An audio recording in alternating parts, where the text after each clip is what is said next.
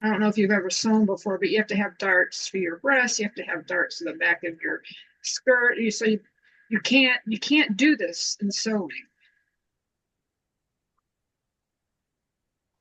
and that's what makes this magical to me because you can shape it like clay almost. Katie, what about the overlapping? How much do you overlap the two sides with that middle section? Well, when you put the middle section down, that's a very good question. Why don't I put more of my middle down and then I'll show you that. Okay. I also wanted to ask you about the tapering on the edges of that scarf. Is that something that's just going to happen naturally? So you're laying out in a rectangle, but then when you do the drawing, it's just going to draw in more on the two ends. On the two ends, you're probably going to stretch it out a little bit manually during the Okay. pulling, uh, Okay. if you want them to taper out that way.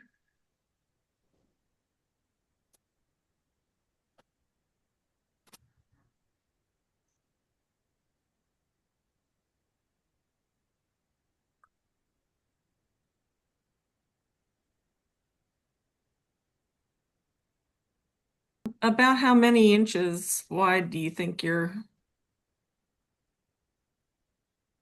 lay is at this Putting, point? I'm putting 3 rows down the middle. Now remember, mine is going to be bigger than yours too.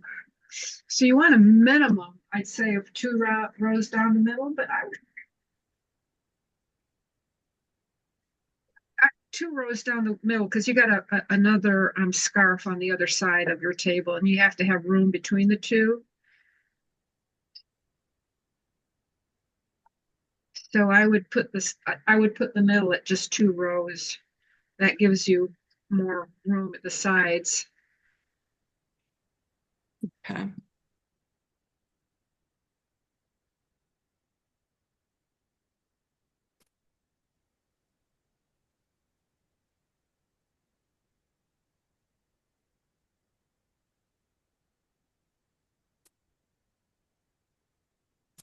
Are you going to be sharing the recordings with us at any point, or? Yeah, I'm going to put it on YouTube and send you the link. And I realized I didn't start it until we were, halfway into my talking. But my talking was primarily documents that I sent you and that PowerPoint presentation.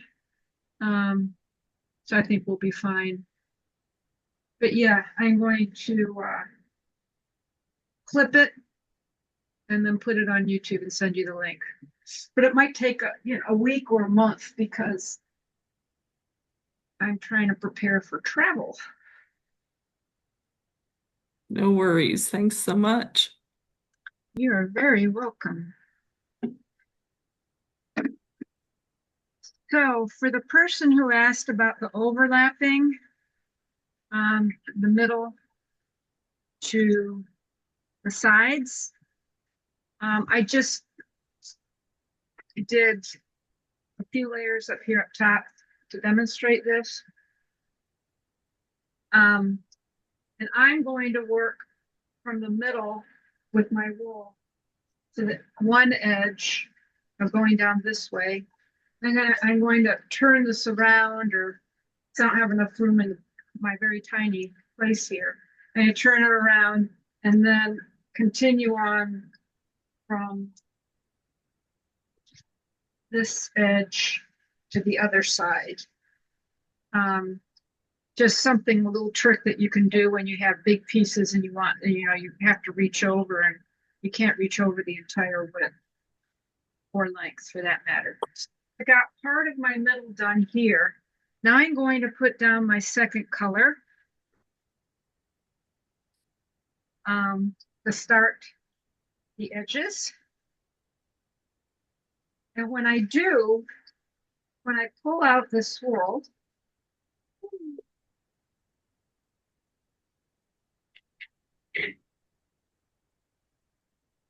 when I pull out the wool, there's a sharp edge. Gee whiz. There's a sharp edge at the top where my hand was. and there's more fluffy stuff at the bottom.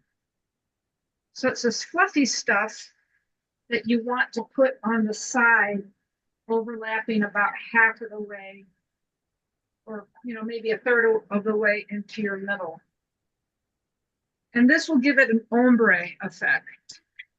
If you did the side that had your hand clasp on it, it's straight, and it won't give it as much of a ombre. So when you get to the very edge here, let me take this camera off.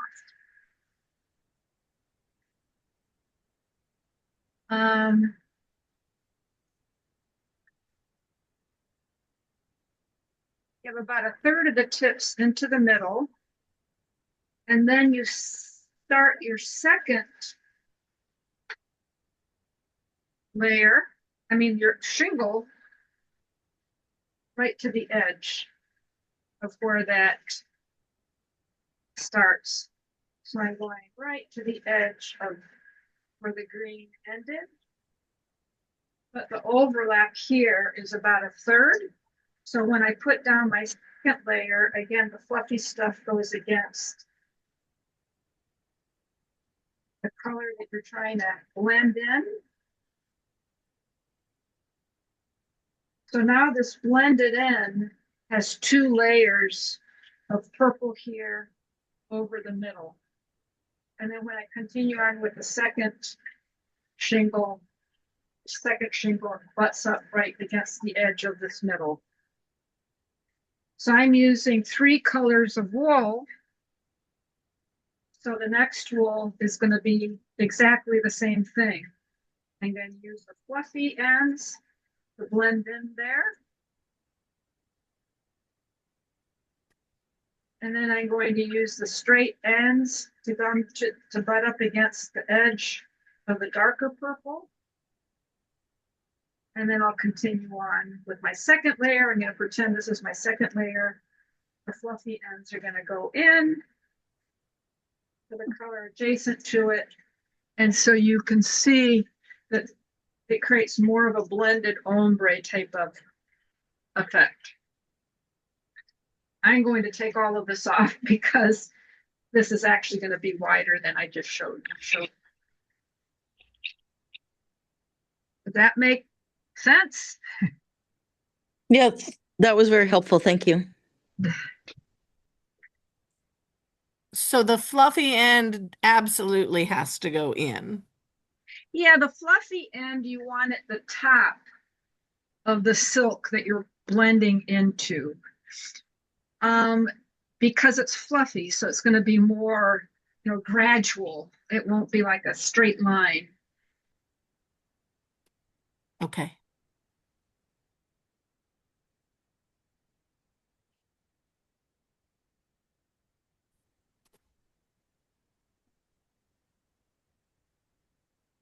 And as far as the width of this row, this color compared to the middle, remind us of that.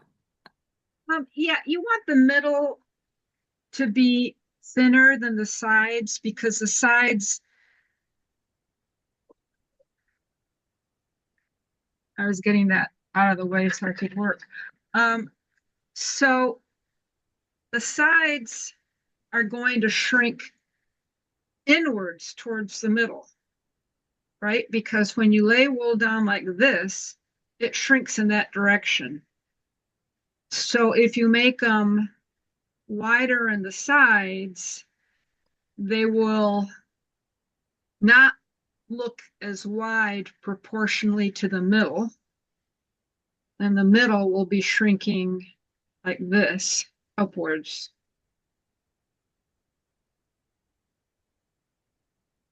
But it doesn't matter. You can make them even in the middle and even on the sides. They're just going to get a different roughly look. The roughly look comes from this middle going upwards, shrinking, and the sides not shrinking upwards. And so they get roughly. Okay.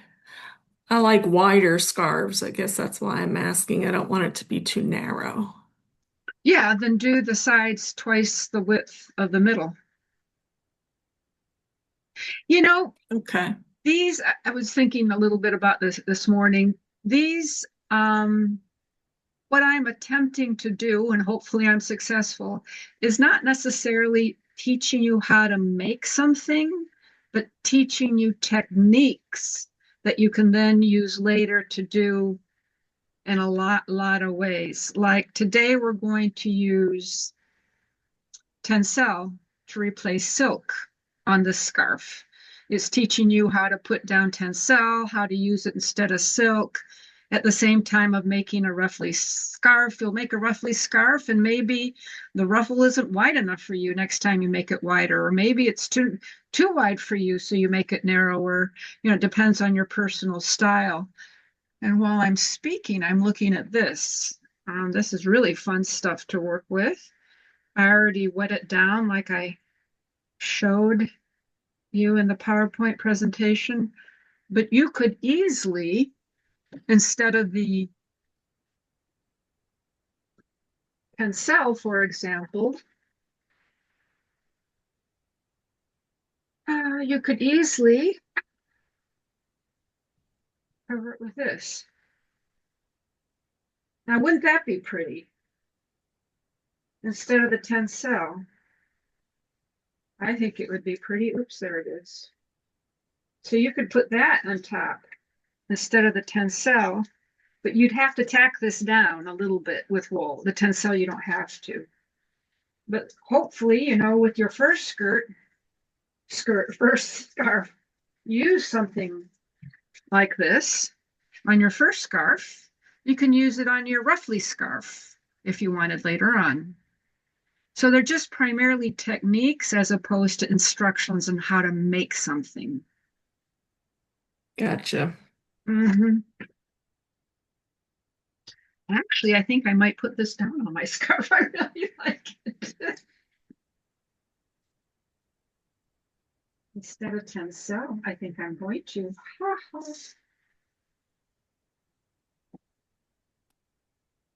Now, since I'm doing this will provide more resistance for the shrinkage of the metal because it's pretty bulky, so it's going to resist shrinking. So I most likely will have less of a ruffle around the edge, but I don't know. I'll find out.